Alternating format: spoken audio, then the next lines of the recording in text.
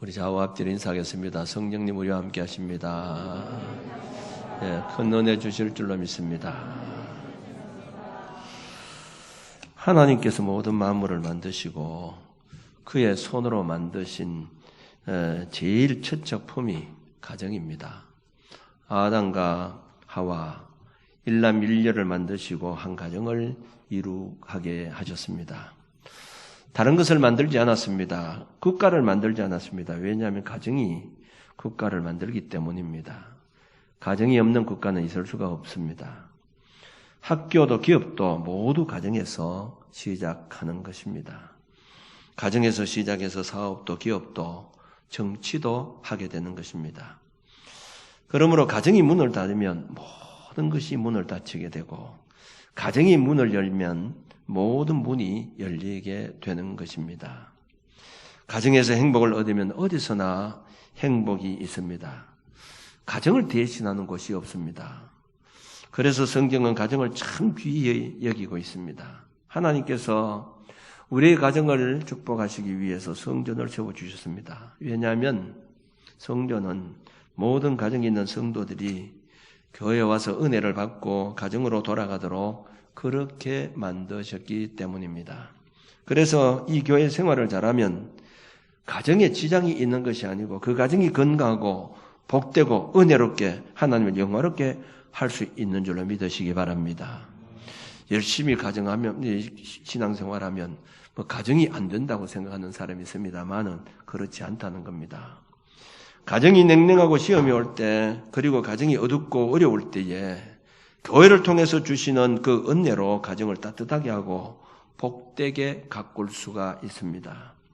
성경에는 이 교회 직분자 안수 집사나 장로 목사를 세우는 가정 중요한 자격 가운데 하나가 학벌이 아닙니다. 돈이 아닙니다. 가정입니다.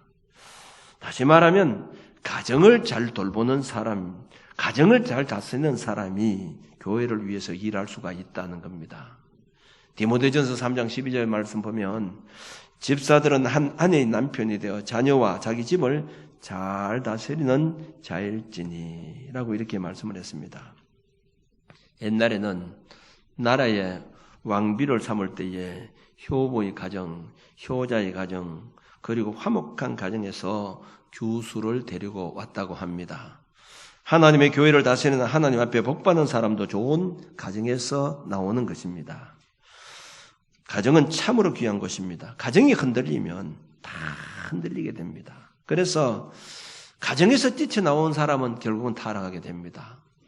탕자의 비유 가운데 가정에서 뛰쳐나오니 그 탕자가 잘 될 수가 없는 것입니다. 온 세상이 아무리 어려워도 내 가정이 든든하면 어려움을 이길 수가 있습니다.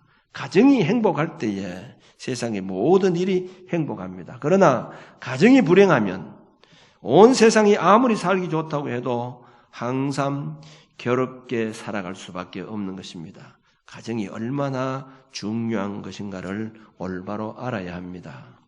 가정이 행복해야 한다는 것은 누구나 다 바람입니다. 그런데 행복이라고 하는 것은 그냥 돌아오는 것이 아닙니다. 죽을 때까지 서로 노력하고 힘쓸 때 얻어지는 것입니다. 오늘 이 봉독한 이 아가서는 성경 가운데 처음부터 끝까지 남녀의 사랑을 노래하고 있는 내용입니다. 우리가 읽은 이 개역개정판에는 번역이 좀 어렵게 되어 있기 때문에 우리가 그 내용을 읽어도 큰 감동을 주지 않는데 표준 세번역에 보면 감동을 주게 되어 있습니다. 똑같은 글이지만 이렇게 되어 있습니다. 10절 말씀부터 나의 사랑 그대 일어나오 나의 어여쁜 그대 어서 나오 겨울은 지나고 비도 그치고 비구름도 그쳐서 꽃피고 새들 노래하는 계절이 이 땅에 돌아와서 비둘기 우는 소리 우리 땅에 들리오 무화과 나무에는 푸른 무화과가 열려있고 포도나무에는 활짝 핀 꽃이 향기를 내뿜고 있어 일어나오 사랑하는 이미여 나의 귀여운 그대 어서 나오 15절에는 여우떼를 좀 잡아주어 꽃이 한창인 우리 포도원을 망가뜨리는 새끼 여우떼를 좀 잡아주어 임은 나의 것 나는 임의 것 임은 날이 꽃밭에서 양을 치네 날이 저물고 그림자가 사라지기 전에 나의 임이여 노루처럼 빨리 돌아와 주세요 베들레산에 날린 사슴처럼 빨리 오세요. 이 본문에 서여진 이 아가서는 솔로몬 왕과 술람미 여인과의 사랑을 노래한 그런 시입니다. 이 두 사람의 사랑의 관계, 사랑의 보금자리를 여기서 포도원에다가 비유를 하고 있습니다. 깊은 사랑에 빠져있던 이 두 사람은 어느 날 그들의 이 관계 속에서 위기를 발견하게 되었습니다. 그것은 포도원을 허는 작은 여우가 침입하게 된 것을 알았던 것입니다. 그래서 이 보금자리를 그들이 지키지 않으면 안 되겠다, 그렇게 생각하게 된 겁니다. 그래서 포도원을 허는 여우를 잡자고 그렇게 했던 것입니다. 그런데 본문은 포도원을 헐며 포도나무를 망가지게 하는 것이 무엇이라고 했습니까? 작은 여우라 이렇게 했습니다. 큰 짐승이 아니고 그것도 한 마리가 아니고 여러 마리입니다. 여기 보면 분명히 우리가 작은 여우라고 이렇게 말하는데 성경에는 여우라고 했지만 원본에는 원래 여우들이라 그렇게 또 한 마리가 아니고 여러 마리로 나오고 있습니다. 이 작은 여우들이 와서 포도원을 자꾸 헐고 있습니다. 작기 때문에 별것 아니다 이것이 아니고 작다고 섣불리 보면 내버려 두다가는 포도원을 완전히 망치게 될 것으로 그렇게 생각했던 것입니다. 종종 우리가 살아가는데 있어서 문제를 일으키는 원인은 바로 큰 사건이 아니라는 겁니다. 시시하고 보잘것없는 사소한 사건들입니다. 이 작은 사건들이 우리에게 행복을 빼앗아가고 삶을 붕괴시키는 그런 원인이 되는 것입니다. 이스라엘 나라가 왜 갈라졌습니까? 르호보암 왕 때에 젊은 사람들의 얘기를 들을 것인가, 나이 많은 사람들의 얘기를 들을 것인가, 나라를 다스릴 때에 유화 정책을 할 것인가, 강압 정책을 할 것인가, 그것 때문입니다. 분명히 유화 정책을 하라고 했는데 강압 정책을 하는 젊은 사람들의 얘기를 들음으로 말미암아 별것 아닌 그것 때문에 결국 남쪽 유다, 북쪽 이스라엘이 갈라지는, 나라가 갈라지는 역사가 나타나게 된 것입니다. 큰 일들은 눈에 금방 띄어서 사고를 미리 방지할 수가 있습니다. 그러나 작은 일은 눈에 띄지 않기 때문에 무심코 그냥 넘어갈 수가 있는 것입니다. 그런데 그것이 큰 문제를 일으키게 되는 것입니다. 미국 펜실베니아주에 큰 댐을 건설하였습니다. 수억 톤이 이 담겨 있는 거대한 그런 댐입니다. 그러던 어느 날 홍수가 나서 엄청난 물이 그 댐 속으로 들어가게 되었습니다. 댐 전문가들이 모여서 그 댐을 점검한 결과 댐에 조그만 금이 가고 있는 것을 발견하게 된 겁니다. 그 금은 쥐 한 마리가 구멍을 파게 되었는데 그 구멍을 파게 된 원인이 조그만 금이 가고 있는 것을 발견하고 조그만 금이 그 쥐 구멍에서부터 물이 쫄쫄쫄쫄쫄 흘러나오는 겁니다. 그러니까 별것 아니지만 그 점점 이 구멍이 점점 커지는 겁니다. 그렇기 때문에 아무래도 심상치 않음을 느낀 이들이 온 마을에 경고를 했습니다. 아무래도 심상치가 아니니까 피해야 됩니다. 속히 피하십시오. 이 경고의 말을 듣고 많은 사람들이 긴급 대피했습니다. 그런데 많은 사람들이 비웃었습니다. 큰 댐이 쥐구멍 하나에 무슨 무너진다고 저런 소리 하느냐고 그렇게 했는데 얼마 후에 굉장한 굉음과 함께 결국 댐이 무너지고 말았습니다. 피하지 못한 이들은 미처 손을 쓸 틈이 없이 전부 물에 휩쓸려서 다 죽었습니다. 쥐 한 마리가 거대한 댐을 파괴하고 말았던 것입니다. 가정이 일어나는 모든 문제는 대부분의 큰 문제가 가정을 파괴시키는 것이 아니라 우연히 생기는 조그만 문제 때문에 때로는 부부간의 의를 상하게 하고 가정을 불행하게 만드는 경우들이 많이 있습니다. 이것이 바로 작은 여우라는 겁니다. 이 작은 여우가 포도원을 망치게 하는 것처럼 작은 것이 나도 모르게 우리 가정의 행복을 깨뜨리게 한다는 사실을 우리는 명심해야 합니다. 우리의 가정의 행복을 파괴하는 작은 여우가 무엇일까요? 첫째는 의심이라는 겁니다. 동물 가운데 여우보다 더 의심 많은 짐승이 없다고 합니다. 이 여우는 주인도 의심을 합니다. 날마다 음식을 먹여주고 먹이를 갖다 주는 조련사도 의심을 하는 것입니다. 그래서 음식을 가져다 주면 바로 안 먹고 시험해보고 의심해보고 그렇게 한 다음에 먹는다고 합니다. 이와 같이 의심케 하는 마귀가 우리의 심령 속에, 우리의 가정 속에 들어오게 되면 아내는 남편을 의심하게 되고 남편은 아내를 의심하게 되고 부모는 자식을 의심하고 자식은 부모를 의심하게 됩니다. 가정이 행복하려면 서로 존중하고 신뢰해야 합니다. 자기 생명을 내어 맡길 정도로 가족끼리는 믿어야 된다는 겁니다. 서로가 의심을 갖거나 거짓을 꾸미게 되면 그 가정은 결국 파괴되고 마는 겁니다. 남편이 아내를 전적으로 믿어야 합니다. 아내는 남편으로 전적으로 신뢰해야 됩니다. 그런데 남편이 피곤해서 자면 양복 주머니를 들춰보면서 와이사추에 뭐가 묻었는가 확인해 가면서 아내가 잡으면 또 없으면 휴대폰을 보면서 누구하고 전화했는가 싶어 그것도 일일이 다 확인해 가면서 왜? 믿지 못하기 때문에 혹시 무슨 딴짓을 했을까 싶어서 그건 의심입니다. 그때부터 가정은 허물어지기 시작한다는 것을 알아야 됩니다. 물론 의심하지 않도록 하기 위해서는 의심갈 행동을 하지 말아야 되겠죠. 그런데 의심갈 행동이 아닌데도 의심하는 것이 문제입니다. 이것이 바로 병입니다.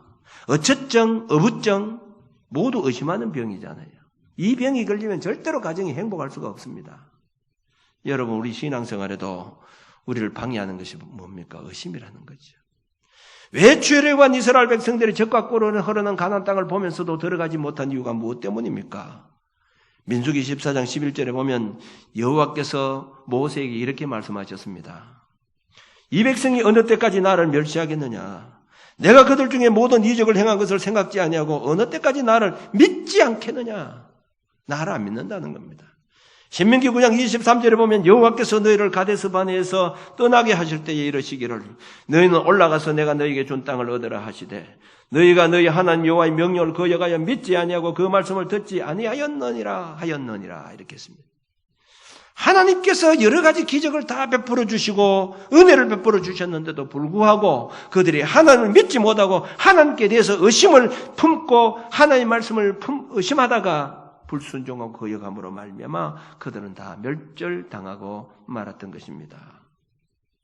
요한복음 3장 18절 말씀 보면 예수를 믿는 자는 심판을 받지 아니할 것이요 믿지 아니한 자는 하나님의 독생자의 이름을 믿지 않으므로 벌써 심판을 받았느니라.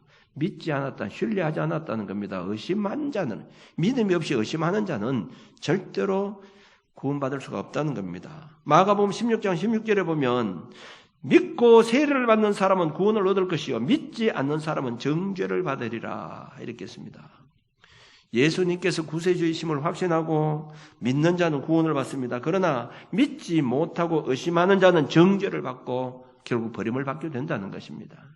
그럼에도 불구하고 오늘 우리는 좋으신 하나님을 믿지 못하고 그저 조그마한 어떤 어려운 문제가 오면 살아계신 하나님이 정말 나를 붙들고 있는가? 정말 하나님이 살아계신다고 하면 이런 일이 있을 수 있는가? 그렇게 해서 하나님을 의심하는 사람들이 얼마나 많은지 모릅니다. 여보의 가정에 엄청난 재단이 일어날 때에 여보의 처는 당신 그래도 하나님을 믿을 것이냐? 이런 어려움이 있는데 하나님 있다고 생각하느냐? 하나님 저주하고 죽어라 이렇게 했습니다. 그러나 여보는 조금도 의심하지 않았습니다. 주시는 자도 여호와시요 취하신 자도 여호와시오니 여호와 이름이 찬양을 받을지어다. 그렇게 어려움 속에서 전폭적으로 하나님을 신뢰했다는 거예요. 야고보서 1장 6절에 보면 믿음으로 하고 조금도 의심하지 말라. 의심하는 자는 마치 바람에 빌려 요동하던 바다 물결 같은 이런 사람은 무엇이든 죽게 얻기를 생각하지 마라 이렇게 했습니다. 하나님 앞에 기도했으면 그대로 이루어질 줄로 확신하고 조금도 의심하지 말아야 된다는 겁니다. 가정을 무너지게 하는 것은 의심이라는 이 작은 여우입니다. 이것을 몰아내야 됩니다. 서로 믿는 아무리 가진 것이 없고 힘들고 어려워도 부부가 서로 믿고 살아가고 부자간의 자식들끼리 또 부모와 서로 믿고 살아가는 그런 가정이 되어야 된다는 겁니다. 두 번째는 여우는 자꾸만 뒤돌아보게 한다는 겁니다. 여우 특성 중에 하나가 바로 뒤를 돌아보는 것인데 도망을 치다가 돌아보고 하다가 잡혀 죽게 된다는 겁니다. 처녀 총각이 서로 만나서 결혼을 하게 되면 이제는 과거는 돌아보지 말고 앞만 보고 나가야 합니다. 과거 친정집이 아무리 잘 살아도, 내가 좋은 직장이 과거에 있었다 할지라도, 내가 좋아했던 사람이 아무리 왕자 같았고 천사 같은 사람이라 할지라도 돌아보지 말아야 된다는 겁니다. 이미 이제 한 가정을 이루었다고 하면. 여러분, 우리나라 유행가 가사가 대부분 보면 전부 과거 지향적입니다. 전부 뒤를 돌아보게 하는 그런 노래입니다. 과거를 잊지 못하게 하는 그런 노래라는 거죠. 요즘 나온 노래는 잘 모르지만 저는 옛날에 이 유행가는 조금 여기 가사 보면 대강 노래 아는데 이런 노래가 있습니다. 즐거웠던 그날이 올 수 있다면 아련히 떠오르는 과거로 돌아가서 지금의 내 심정을 전해보련만. 아무리 뉘우쳐도 과거는 흘러갔다. 2절입니다. 잃어버린 그 님을 찾을 수 있다면 까맣게 멀어져간 옛날로 돌아가서 못단 사연들을 전해보련만. 아쉬워 뉘우쳐도 과거는 흘러갔다. 못단 님 자꾸 돌아가면 뭐 하겠습니까? 지금 얼마나 멀고 먼지 그리운 서울은 파도가 길을 막아 가고파도 못 갑니다. 가도 소용없는 일이에요. 지금은 님을 따라가고픈 마음이 그만 그대 따라 못 가는 서러운 마음. 가면 뭐 하겠습니까? 근데 자꾸 못 따라가는 그거 아쉬워가지고 자꾸 과거를 돌아보면서 아쉬워하고 있다는 겁니다. 이제 결혼했으면 과거 내가 어떤 생활을 했다고 해도 과거 생각하지 말아야 된다는 것이죠. 꼭 그런 문제만이 아니라 어떤 일이 잘 되어도 일이 잘못되어도 하는 일이 실패했다고 해도 지나간 과거는 덜추지 말아야 된다는 겁니다. 잘못된 것 아무리 원망한다고 해도 과거를 다시 돌이킬 수가 없기 때문입니다. 과거의 미래는 훌훌 털어버리고 앞만 보고 나가야 합니다. 우리의 신앙생활도 마찬가지입니다. 신앙을 허무는 요소 가운데 하나는 성도들을 세상을 바라보게 하는 겁니다. 옛날을 뒤돌아보게 하는 겁니다. 좋은 일이 있을 때는 돌아보지 않습니다만은 항상 어려운 일이 있으면 과거를 돌아보고 원망하게 됩니다. 내가 예수 잘못 믿은 거 아닌가. 옛날에 그때가 참 좋았는데 자꾸 그때를 돌아보게 하는 것입니다. 그래서 예수님께서 손에 쟁기를 잡고 뒤를 본 자는 하나님 나라에 합당치 아니하니라고 이렇게 했습니다. 우리가 예수를 믿고 난 다음에는 여러분 아무리 힘들고 어려운 일이 있다고 할지라도 과거보다는 낫다. 내가 세상에 아무리 고생 예수 믿고 난 다음에 아무리 실패하고 어려워도 내 영혼이 구원받았다고 생각하면 나는 과거보다 낫다. 이런 믿음을 여러분 가지시기를 바랍니다. 오늘 과거보다는 내가 낫다. 과거에 아무리 좋다 할지라도 오늘이 낫다. 예수 믿고 난 다음에 내가 낫다. 이 말입니다. 우리 부부간에도 마찬가지입니다. 여러분 아무리 과거에 그 사람이 좋아도요. 과거에 저 사람이 좋아도 내가 병들면 그 사람 와서 날 간호하지 않습니다. 내 옆에 있는 사람이 끝까지 나를 돌아본다는 것을 여러분 믿으시기 바랍니다. 그 사람이 와서 도와주는 것이 아니라 이 말입니다. 여러분 자식들도 어떤 때는 보면 아이고 우리 부모 참 잘못 만났다. 저렇게 잘생기고 저렇게 돈 많은 저 부모 내 부모가 됐으면 얼마나 좋겠나고 생각될지 모르지만은 그 자식 아파 보세요. 그 사람 와서 봐주지 않습니다. 내 엄마 내 아빠가 와서 끝까지 나를 봐주고 내가 어려울 때에 눈물을 흘려주는 사람은 내 부모라는 사실을 알아야 됩니다. 그런데 항상 자꾸만 딴 것을 돌아보도록 하고 있다 이 말입니다. 출애굽한 이스라엘 백성들이 광야에서 무엇을 했습니까? 밤낮 옛날 생각만 하는 겁니다. 야, 애굽 생활이 좋았다. 애굽에 살 때는 수박도 먹고 참외도 먹고 부추도 먹고 마늘도 먹었는데 광야 생활하다가 보니까 아침에도 만나 저녁에도 만나 영양실조 걸리겠다. 비타민이라도 먹어야 되겠다. 그렇게 옛날을 해가고 옛날 생각함으로 가나안 땅을 보고도 그들은 들어가지 못하고 광야에서 다 멸절당하고 말았던 것입니다. 시집간 딸이 밤낮 친정 생각만 하면 시집 생활을 제대로 할 수 없는 것입니다. 우리는 과거 애굽에서 마귀를 섬기며 죄의 노예 생활을 했던 사람들입니다. 그러나 이제는 하나님의 백성으로 시집을 온 겁니다. 그러므로 옛생활, 애굽 생활, 죄를 짓고 먹고 마시던 생활을 깨끗이 청산해버리고 잊어버려야 할 줄로 믿습니다. 롯세처가 왜 소금 기둥이 되어서 죽고 말았습니까? 분명히 뒤돌아지 말고 소활성을 향해서 앞만 보고 가라고 이렇게 했는데도 불구하고 유황불이 쏟아지는 그 순간 피땀 흘려 모은 부하들이 너무나 아깝다고 하는 그런 생각을 가지고 뒤돌아보다가 소금 기둥이 되어서 죽고 말았다고 하는 것입니다. 가정을 허무는 여우, 과거를 돌아보게 한다는 겁니다. 옛날을 자꾸 쓸데없는 과거를 자꾸 돌아보게 하기 때문에 결국 과거를 이 가정이 허물어지고 만다는 것을 알아야 됩니다. 세 번째, 여우의 특색이 뭡니까? 여우는 잘 변한다는 것이죠. 여우는 하룻밤에도 12번씩 변한다는 그런 말이 있습니다. 여우는 둔갑한다는 그런 말도 있죠. 둔갑한다. 이 여우 하면 여러 가지로 돌변하고 변하는 것을 말합니다. 그래서 사람들이 변덕이 심하거나 이간질을 잘하면 백여우 같은 사람이다 이렇게 하죠. 백여우 같은. 저또 백여우 같은 게 그건 요 얘기를 많이 하죠. 잘 여기 왔다가 이런 말하고 저기 가서 저런 말하고 이렇게 하는 것을 백여우 변질을 잘한다 이 말입니다. 사람이 마음이 한결같아야 하는데 아침 저녁으로 변하면 그 가정은 절대로 행복할 수가 없습니다. 변하는 것이 반대 말이 뭡니까? 한결같은 마음이에요. 비가 오나 눈이 오나 한결같은 마음입니다.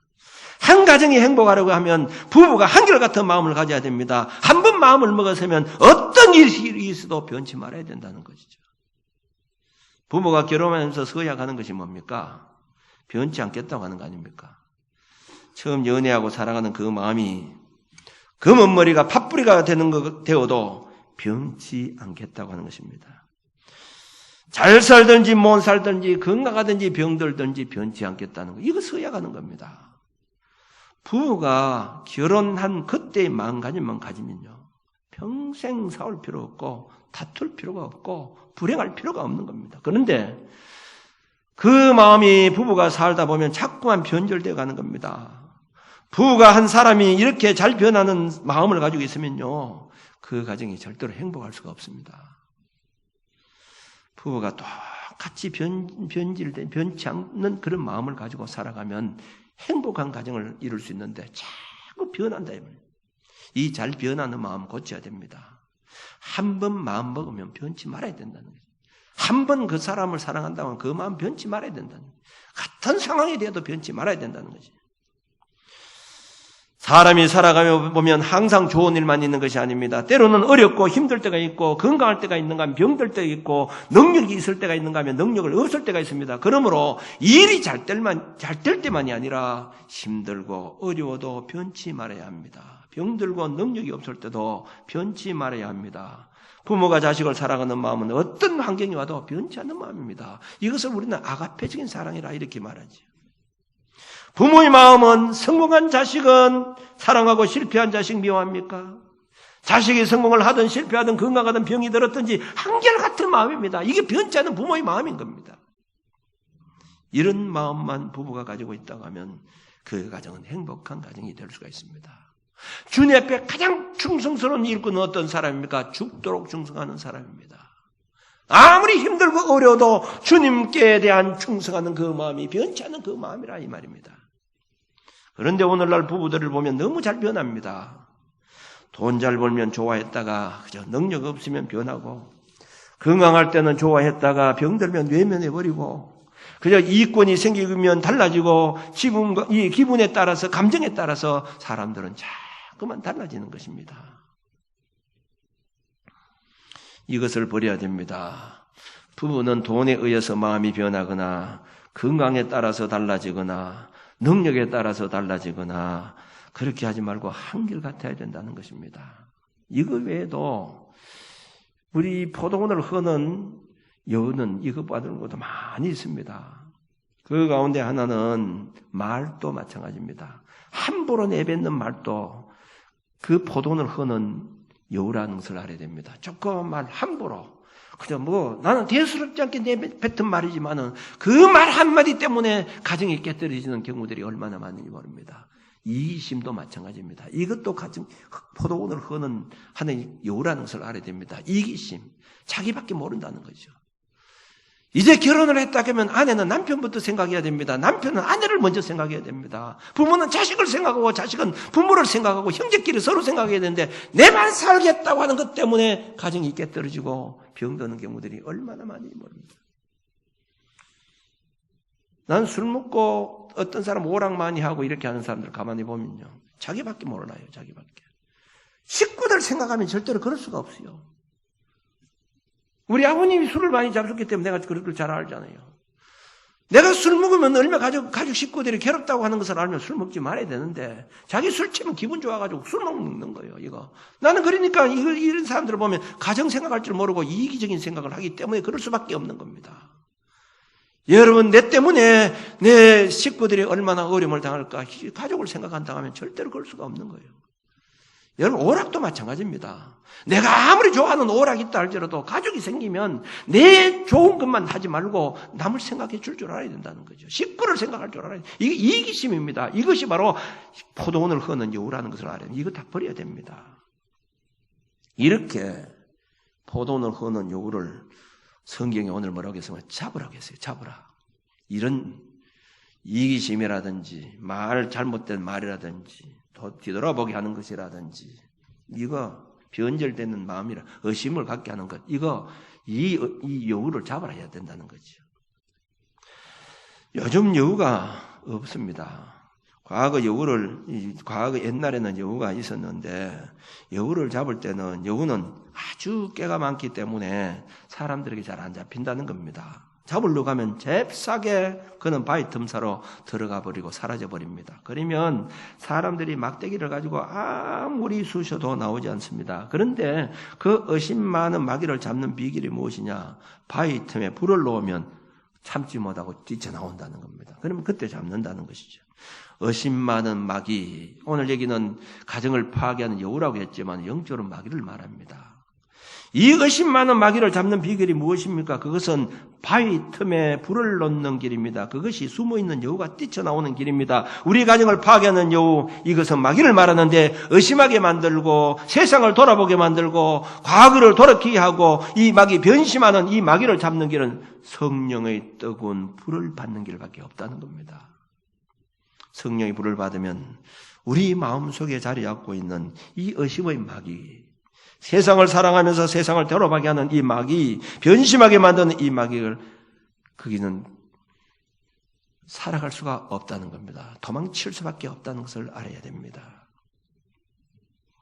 사랑하는 성도 여러분, 우리 5월달은 가정의 달입니다. 가정을 지키고 살아가야 합니다. 가정을 지킬 수 있는 길은 포도원을 허는 여우를 잡아야 합니다. 여우 잡지 못하면 그 가정에 들어와서 가정이라고 하는 포도원에 들어가서 가정을 망치고 마는 것입니다. 성령이 뜨거운 불을 받아서 가정이라고 하는 이 포도원을 허는 여우, 곧 의심하게 하는 여우, 세상을 사랑하고 돌아보게 하는 이 여우, 변심하게 하는 여우, 또한 이기심의 여우, 함부로 말하는 이 여우를 물리치고 행복한 가정의 포도원을 만들어갈 수 있는 저와 여러분들이 되어주시길 바랍니다. 기도드리겠습니다.